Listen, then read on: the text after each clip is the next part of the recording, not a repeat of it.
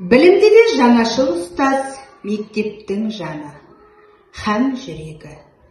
Сәлеметсіздер ме, құрметті әділ қазылар алқасы және әріптестер.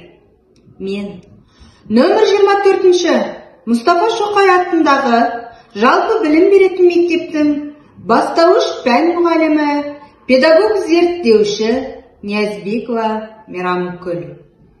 Мен 2009 жылдан бастап ұстаздық жолымды осы мектепте қызмет етіп келемін.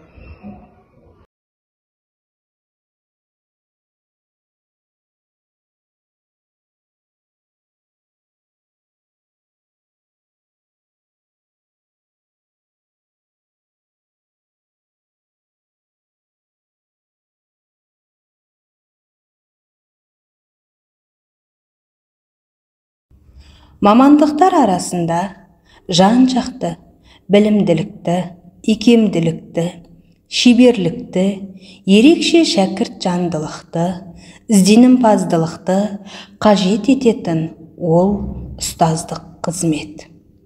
Осы қызметті зор мәртебемен, абыроймен атқаруға өз үлесімді қосу мақсатында оқушыларға қазақтың ұлы ақыны Абайдың, заманымыздың заңғар жазушысы Мұхтардың, дауылпаз жырдың құлагері Ілиястың, сұлу сөздің иесі Сәкен мен Мағжанның тілі.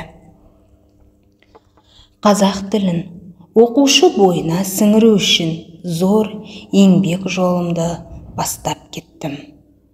Мектепшілік, қоғамдық жұмыстар, түрлі іс-шараларға етене араласып, белсенділік таныттым. Ақпараттық коммуникациялық технологияларды жетік меңгердім.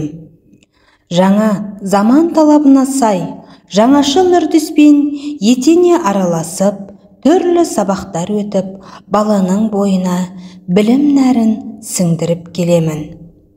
Сол еңбегімнің арқасында қалалық, облыстық, республика көлемінде алғыс хаттармен және де түрлі марапаттармен марапатталу үстіндемін.